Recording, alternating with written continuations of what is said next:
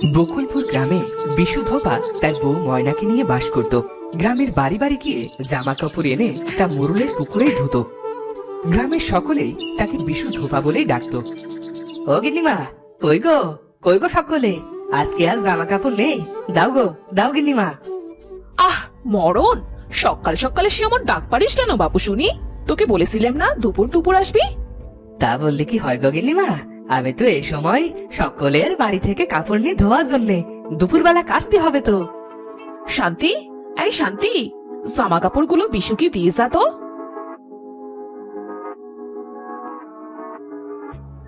তা গিন্নিমা, আগের যে টাকাটা বাকি ছিল সেটা যদি দিতেন। কিসের টাকা শুনি? সব টাকাই তো দেয়া হয়েছে। সে কি করছেন গিন্নিমা, গত 3 বার কাপড় নিলেন, বললেন যে আজ টাকা দেবেন। কই, আমি তো আগের দিনই সব টাকা দিয়ে দিয়েছি। মিথ্যে বলছিস কেন বিশু? গিন্নিমা কি বলছেন আপনি, আমি গরিব মানুষ, বাড়ি বাড়ি কটা কাপড় ধুয়ে কিছু টাকা পাই, আমি মিছে কথা কইব কেন? আপনি তো বললেন আজ বাকি টাকা দেবেন। আবার আমার মুখের উপর কথা কইছিস? বেরো বেরো এখনই বাড়ি থেকে। আপনারা বড় লোক মানুষ, কিন্তু তাও গরিব মানুষটার কটা টাকা মেরে খেতে ভোলেননি। হে, এ তুই কি বললি? আমরা মানুষের টাকা মারি? এত বড় সাহস তোর! খবরদার, আর যদি আমাদের পুকুরে কাপড় ধুয়েছিস তুই। ধোবনি ধোবনি, আর কোনো কালেও আপনাদের পুকুরে কাপড় ধোবনি।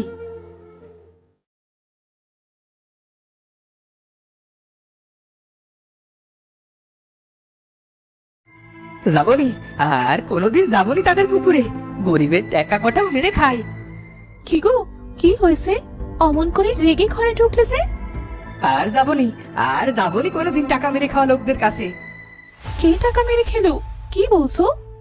আরে মোরল গিন্নি বলেছিল 3 দিনের টাকা দেবে, আর আজ বলছে টাকা নাকি আগে দিয়েছে। সে কি গো, তুমি তো তাদের পুকুরে কাপড় কাচো, আর তো কোনো পুকুরেও কাপড় কাচতেও দেয় না, আর তুমি তাদের সাথে ঝগড়া করে এলে। তো ঝগড়া করবনি তো কি করব শুনি? এখন তো সেই দিকেও আর কাপড়ও ধুতে দেবেনি। তা না দিলে না দেবে, তুমি আমার রাগ বাড়িও না। আর এইসব কি আর সাথে বলছি গো, কটা টাকার জন্যে কাজটাই তো বন্ধ হয়ে যাবার জোগাড় হয়েছে। কাজ বন্ধ হবি কেন? আমি আমি ওই মরা নদীতে যাব কাপড় ধুতে, সেটা তো গায়ের নদী, কারো বাপের নয়। কি? তো তুমি তুমি মরা নদীতে যাবে মানে? পাগল হলে নাকি? না, পাগল হইনি, আমি ওখানেই যাব। ওটা তো শ্মশানের পাশের নদী, কত ভুতুড়ে কাণ্ড হয় সেখানে। না না, তুমি সেখানে যাবে না বললাম কিন্তু। আর আটকেও না আমাকে, বলেছি যখন সেখানেই যাব, প্রাণ যায় যাক।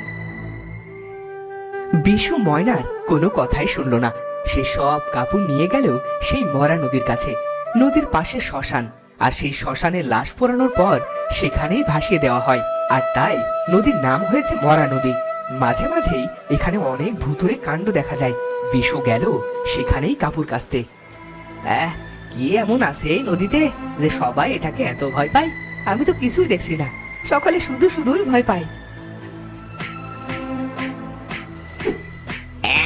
এই বেটা এখানে কাপড় ধুতে এসেছে, দেখো দেখো বউ।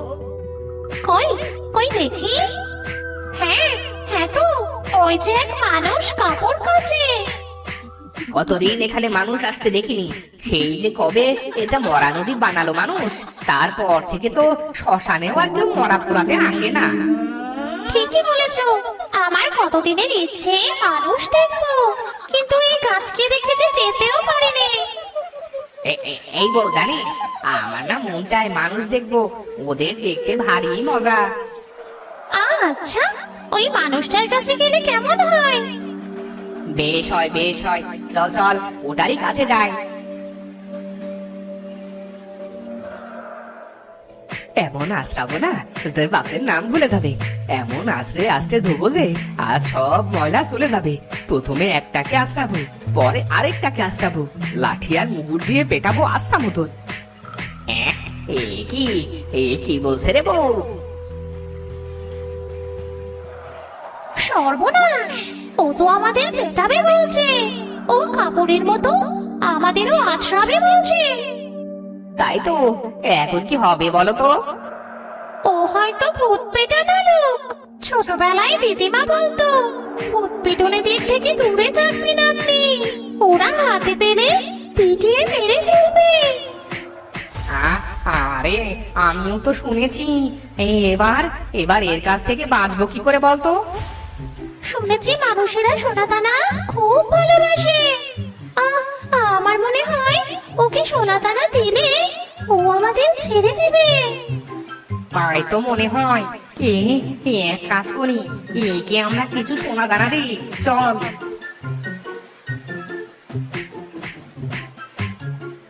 আরে আরে এগুলো কি? দেখে তো মোহর মনে হচ্ছে।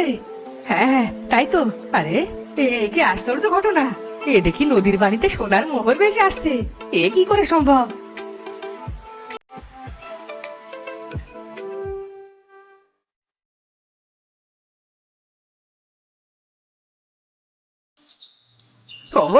বউ, তাড়াতাড়ি দেখে যাও। এ কি, তুমি এত তাড়াতাড়ি ফিরে এলে যে? কি হয়েছে? ঘরে চলো তাড়াতাড়ি, ঘরে চলো। এক আশ্চর্য ঘটনা ঘটেছে গো। কি ঘটেছে গো? খারাপ কিছু না তো? কতবার বলেছি ওই মরা নদীতে যেও না, মানুষ নাকি সেখানে লাশ ভাসতে থাকে। আরে গেছি দেখেই তো এমন ঘটনা ঘটলো। বেশি কথা বলো না তো, ঘরে চলো, ঘরে চলো, সব বলছি। চলো চলো।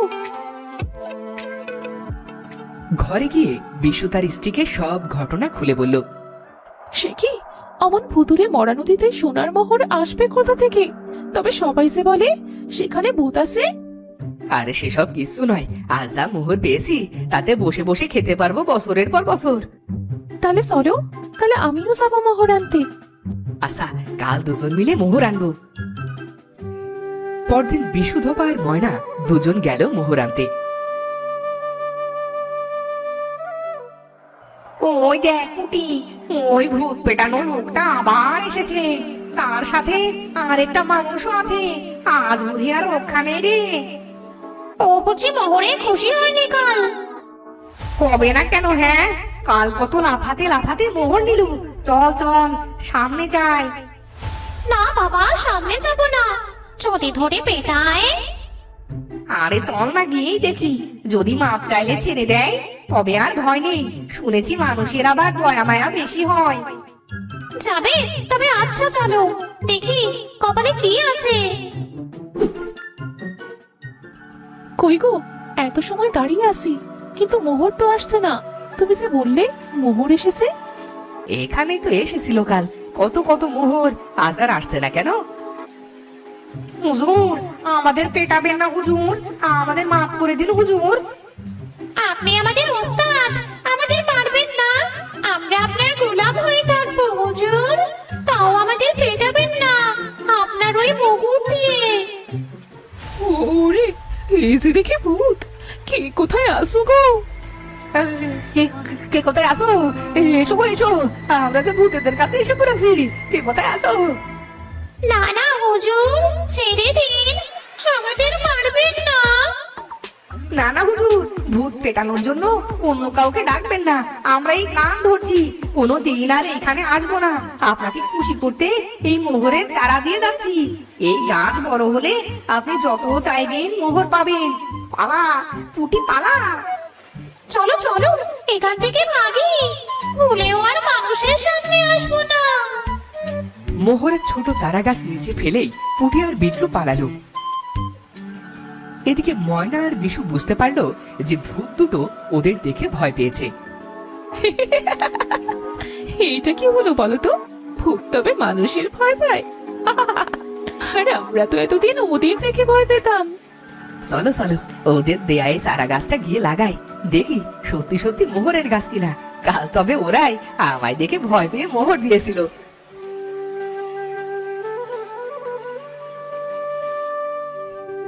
এরপর বাড়ি গিয়ে ময়না আর বিশু সেই মোহরের গাছ লাগানো দুদিনের মধ্যেই সেই গাছে মোহর হতে শুরু করে, আর তারা সুখে শান্তিতে সেগুলো বিক্রি করে বাস করতে থাকে।